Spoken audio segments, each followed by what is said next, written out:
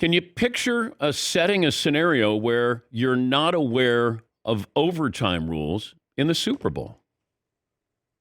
Yeah, I can. And I'll tell you why, Dan. A couple things. Number one, it was new this year, right? I mean, it was new in the sense that in the playoffs, at least, no matter what happened, both teams would get a possession. I think there were a lot of people, quite frankly, that were confused by the timing at the end of the overtime period. I think a lot of people probably thought that the overtime was just one period and didn't understand why the Chiefs weren't hurrying up.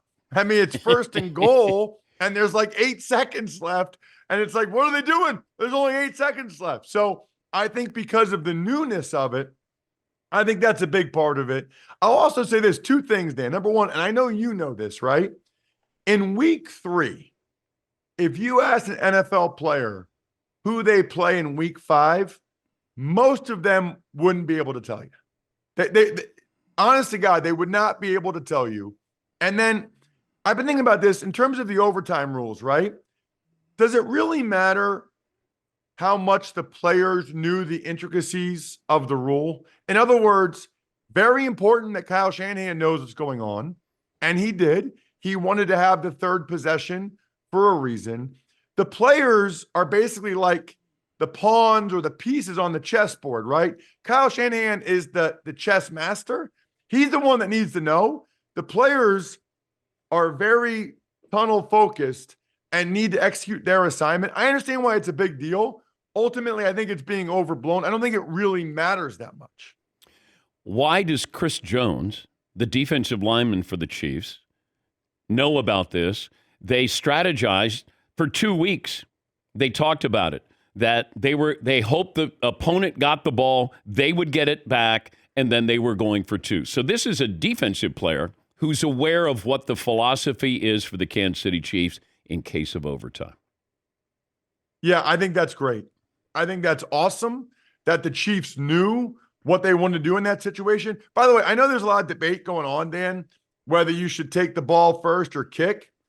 I've talked to a lot of smart people about this. It's very complicated.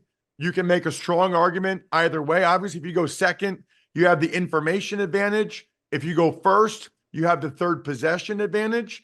The only thing I feel really strongly about is if you do go second, if you do kick, you got to go for 2. Like if you match the touchdown there, you got to go for 2. So kudos to Andy Reid and the analytics folks of the Chiefs for knowing that, for feeling like that was their best option, and for relaying that to the players. I think that's a major positive that the players knew ahead of time, hey, if we get in this situation and we score a touchdown, we're going to go for 2.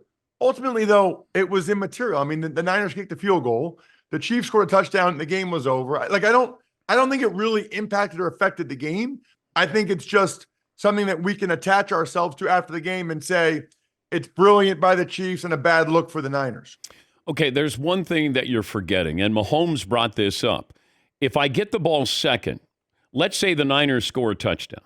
I get the ball second. I now get the benefit of 4 downs.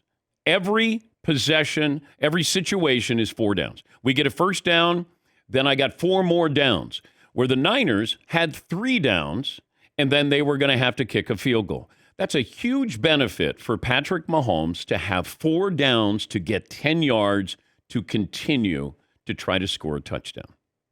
Yep, I agree. And that's what I call the information advantage, right? You know what you need. You know if you have to go for it on 4th down. Totally agree on that part of it. I guess what I would argue is the Chiefs only scored 1 touchdown the whole game. I mean, they only scored 1 touchdown the entire regulation. So for Kyle Shanahan to say, hey, if neither one of us scores, then we get the ball with sudden death. If we both get a field goal, then we get the ball in sudden death. Again, I think it's really, really close either way. Obviously, it worked out beautifully for the Chiefs. And normally I would say, especially going against the Chiefs and Mahomes, man, maybe you should go second and maybe you should try to match the touchdown and then go for 2. But in fairness, they kept bogging down in the red zone. I mean, they only had 1 touchdown the whole regulation. And even on that last drive, they didn't need the touch. I mean, obviously they got it and they went for on 4th down once and got it, but they didn't even need the touchdown. So I don't know that they would have gone for it on fourth down near the goal line at that situation? Probably, but maybe not.